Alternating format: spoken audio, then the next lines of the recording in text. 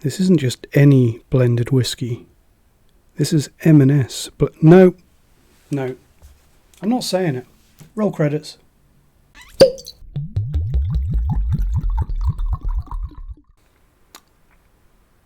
So this whiskey it's a blended Scotch whisky, and it's an M&S product. So M&S, or Marks and Spencer's, they brand themselves as M&S now, is a UK supermarket, and they have, I was going to say a little bit, but they have quite a lot of a reputation as being one of the more expensive supermarkets. This stuff isn't too bad though. This is a full 700ml bottle, and it sells for, I think, £18. If you are outside of the UK, then there's probably going to be almost no way that you're going to be able to get hold of this. So sorry about that. You probably also had no idea what that intro was about.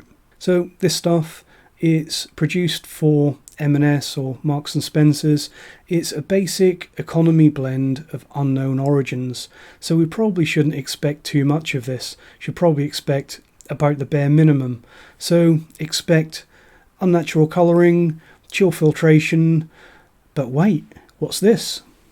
It actually has, if you look at the label there, an age statement, and it's not even a particularly low age statement either. It's 8 years old. And even better than that, if you look at the bottom corner of the label somewhere there, blurry, it's 42% as well. So whereas most supermarkets, when they make their own brand whiskey, especially the lower tier stuff, you're going to be looking at 40% bare minimum. So they obviously want us to think that they've put in slightly more effort with this one, or at least they want us to think that. But saying that, to their credit, this is a higher ABV than you get from Laphroaig or Bowmore or Glenfiddich for any of their entry-level presentations. And it's cheaper.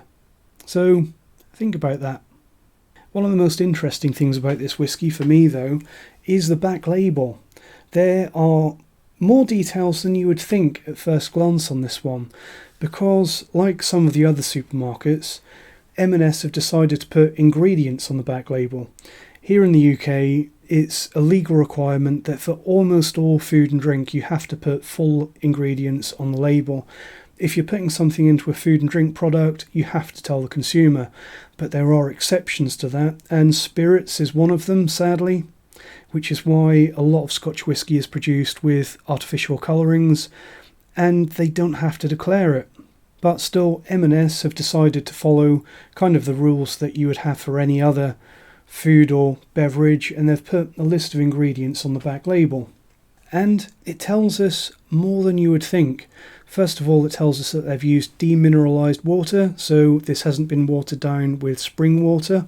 It also tells us that this is a coloured whisky, because the final ingredient on the label, and obviously it doesn't apply to this because there is an exception for spirits, but in the UK, when you put labels on things detailing the ingredients, they have to be listed in order of volume. So the greater ingredients come at the front, and then as you work your way down the list, they are lowering proportions.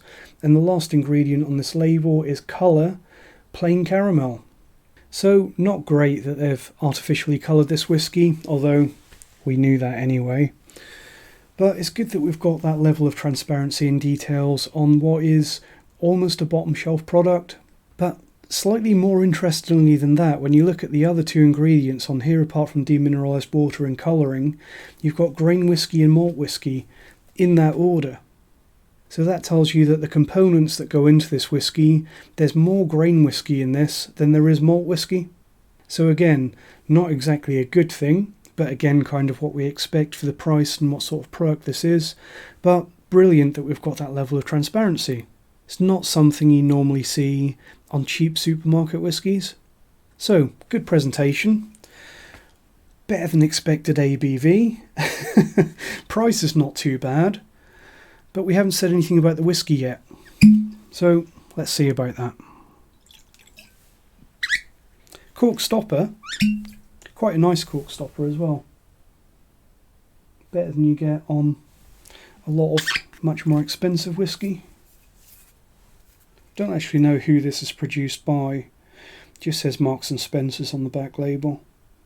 If you do a little bit of research, you might find something, but obviously it's an M&S product. They don't want you to know where they're getting it from. But on the nose, actually quite gristy, despite there being more grain whiskey in this than malt whiskey. Quite gristy, quite cereally, in particular dry, dusty, kind of like a hopper full of grain, dry cereal note. Toasted grains, quite nutty, quite vanillaed. You can tell that there's been a lot of bourbon casks go into this. It's not an expensive production, but quite smooth, quite sweet. I think that there's key signs that there's been some sweet sherry gone into this as well, although not a lot. How does it taste?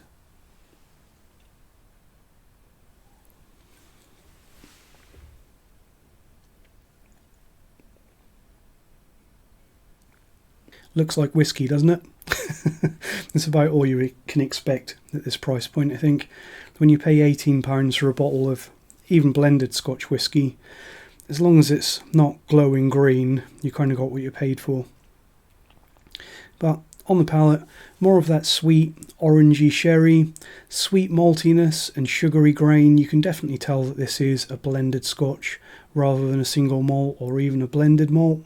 There is a slight bitterness on the palate, and the grain whiskey is perhaps slightly rough and a little bit immature, but really nothing to complain about for £18.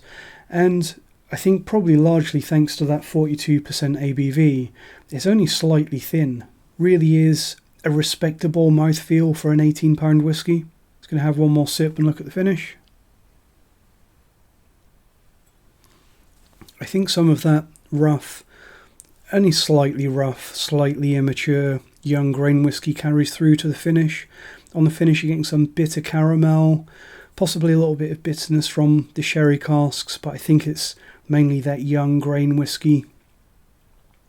But all in all, not awful. It's not Hey Clubman awful. It's decent. So I think this one, it's worth the money. It's good value.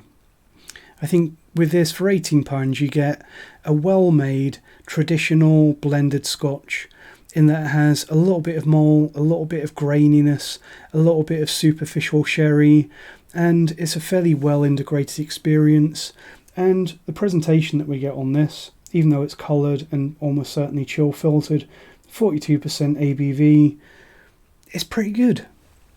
In particular, that extra 2% ABV, I think really makes this one worthwhile. You can definitely tell that this is a blended Scotch though.